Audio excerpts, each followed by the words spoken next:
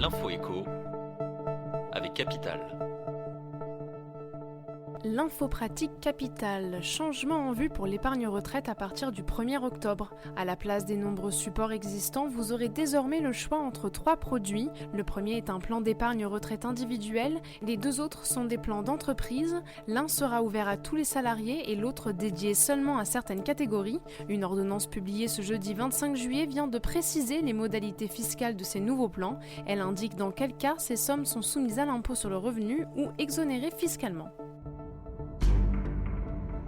Le chiffre du jour, 873 €, c'est le montant moyen du malus écologique payé par les automobilistes en 2018. Si le chiffre est en baisse par rapport à 2017, il était de 960 €, il est légèrement supérieur à la moyenne prévisionnelle de 775 €. Pour information, les recettes du malus écologique se sont élevées à 558,9 millions d'euros l'an passé, contre moins de 352 millions d'euros en 2017.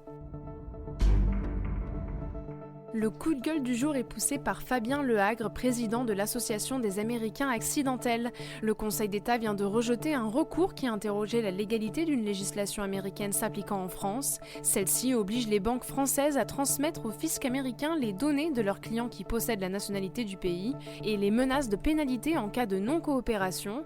Problème, les Américains accidentels, qui sont avant tout des Français, n'ont pas ces données. Ils risquent de voir leur compte bancaire fermé par les banques hexagonales avant la fin de l'année.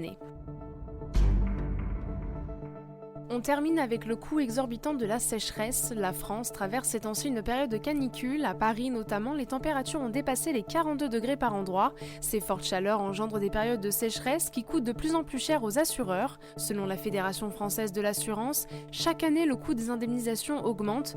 Au total, la sécheresse coûte entre 700 et 900 millions d'euros de dégâts assurés. Et cela ne va pas aller en s'arrangeant.